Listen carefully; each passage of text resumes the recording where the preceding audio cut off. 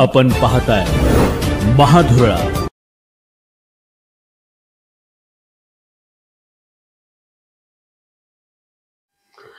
नमस्कार, गुरुबाळ माळी महाधुरळा YouTube channel मध्ये मी आपल्या सर्वांचं मनापासून स्वागत करतोय। आज 11 फेब्रुवारी माजी खासदार युवराज छत्रपती संभाजीराजे यांचा वाढदिवस।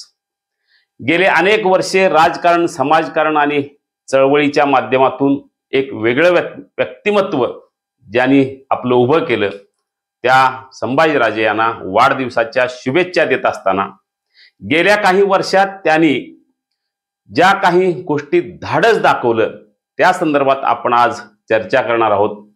साधारणतः 7 धाडस नेमकं त्यांनी कोणत्या चळवळीत, कोणत्या गोष्टीत दाखवलं आणि हे 7 धाडस नेमकं का खास आहेत या संदर्भात आपण आज चर्चा करूया।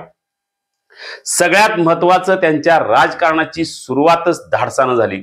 खरं तर थेट लोकसभा निवडणुकीच्या मैदानात, तेही तेव्हाचे कोल्हापुरातले दिग्गज नेते सदाशिवराव मंडलिक, ज्यामुळं लोकनेता म्हणून कोल्हापूर जिल्ह्यात ज्यांचं नाव होतं, त्या सदाशिवराव मंडलिक यांच्या विरोधात लोकसभा निवडणूक लढवण्याचं धाडस संभाजीराजे यांनी केलं। त्यामुळं पहिलं धाडस की थेट एका बड्या नेत्याच्या विरोधात मैदानात उतरून त्यांच्याशी टक्कर देण्याचं धाडस संभाजीराजे यांनी केलेलं आहे। किरकोळ मतांनी पराभव झाला, पण एका दिग्गज नेत्याच्या विरोधात त्यांनी ज्या पद्धतीनं लढा दिला तो महत्त्वाचा आहे। त्याच्या आयुष्यातील दुसरा महत्त्वाचा धाडस म्हणजे थेट राष्ट्रपती कोट्यातून खासदार होण्याचा। जे हे भाग्य फार कमी लोकांच्या वाटेला येतं। राष्ट्रपती कोट्यातून संभाजीराजे यांना थेट खासदार होण्याचं भाग्य मिळालं। त्यानंतर त्यांनी आणखीन एक धाडस दाखवलेलं आहे। खासदार झाल्यानंतर त्यांना भाजपमध्ये प्रवेश करा असं सांगण्यात आलं, पण मी राष्ट्रपती कोट्यातून खासदार झालेलो आहे, त्यामुळे मी कोणत्याही पक्षात प्रवेश करणार नाही असा थेट सांगणारे संभाजीराजे हे होते आणि त्यांचं हे धाडस खरोखरच कौतुकास्पद होतं। त्यांचा तिसरं धाडस आहे रायगड विकास प्राधिकरणासंदर्भात त्यांनी घेतलेले निर्णय। एकूणच राज्यभरातले गड किल्ले यांचं संरक्षण व्हावं यासाठी त्यांनी अतिशय मोठे निर्णय घेतले, धाडसी निर्णय घेतले, निधी आणला आणि कामालाही घेतला। याच दरम्यान राज्याभिषेक सोहळा, शिवाजी महाराज राज्याभिषेक सोहळ्याला लोकोत्सव करण्याचा निर्णय अतिशय धाडसी त्यांचा निर्णय आहे। लाखो भाविक रायगडावर त्या दिवशी उपस्थित राहतात, त्यामुळं हा शिवाजी महाराजांच्या लोकोत्सवाचा म्हणजे राज्याभिषेकाचा लोकोत्सव करण्याचा अतिशय धाडसी निर्णय त्यांनी घेतलेला आहे। चौथा धाडसी निर्णय तो म्हणजे मराठा आरक्षण लढाईत त्यांनी जी धार दिली तो आहे।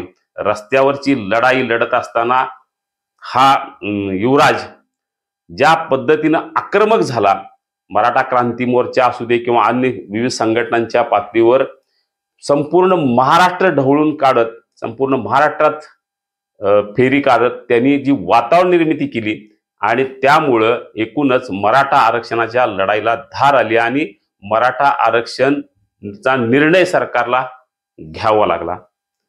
पाचवा अतिशय महत्त्वाचा, ते खरोखर धाडस आहे।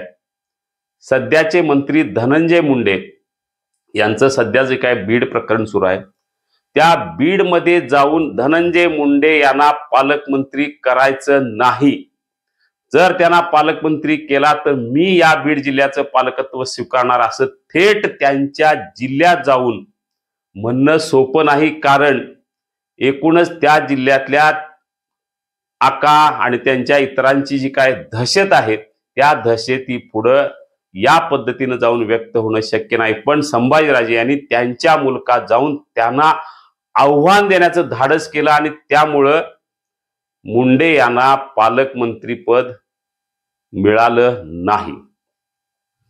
6वं धाडस आहे स्वराज्य पक्षाची स्थापना। खरं तर एखाद्या पक्षाची स्थापना करायची असेल तर त्याला आर्थिक मोठं बळ लागतं, सहकारी संस्था लागतात आणि सध्या 5-6 पक्ष सोडले तर इतर पक्षांची अवस्था फार वाईट आहे. त्यामुळे अशा बलाढ्य पक्षांना टक्कर देण्यासाठी संभाजीराजेंनी स्वराज्य पक्षाची स्थापना केली आणि काही महिन्यात त्याची हवाई केली. विधानसभा निवडणुकीत काही जागा लढवल्या. अपयश आलं असलं तरी राज्यभर या पक्षाची हवा निर्माण करण्यात संभाजीराजे हे निश्चितपणे यशस्वी झालेत. 7वं त्यांचं एकूणच धाडस आहे ते म्हणजे विशाळगडावरील अतिक्रमण काढणं. याबाबत त्यांनी जी काय आक्रमक भूमिका घेतली त्यामुळे अतिक्रमणाची मोहीम सुरू झाली. फक्त विशाळगड नव्हे तर राज्यभरातील सर्व किल्ल्यावरील अतिक्रमण काढण्याचा निर्णय सरकारने घेतला आणि त्यानुसार कार्यवाही सुरू झाली. म्हणजे हे त्यांचं धाडस निश्चितपणे सर्व किल्ले स्वच्छ व्हायला, अतिक्रमण मुक्त व्हायला निश्चितपणे उपयोगी पडले.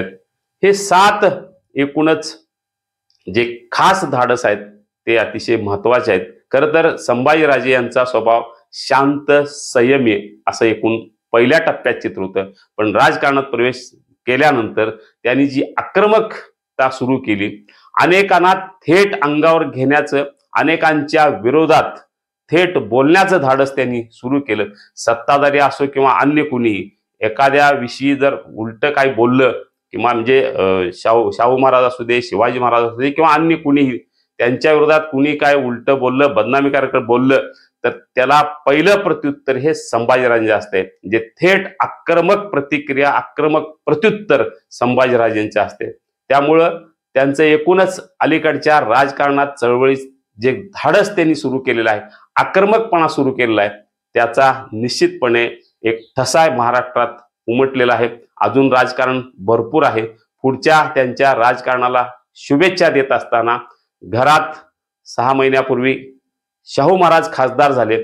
त्यांच्या खासदारकीच्या प्रचारात संभाजीराजे हिरिहिरने उतरले आणि वडिलांच्या खासदारकीच्या निवडणुकीत त्यांचा वाटा निश्चितपणे सिंहाचा आहे. अशा या संभाजीराजेंना वाढदिवसाच्या हार्दिक शुभेच्छा.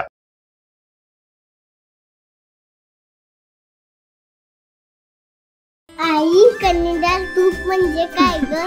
कणीदार तूप म्हणजे रवाळ, अगदी घरच्या तुपासारखं. कणीदार गोकुळ तूप.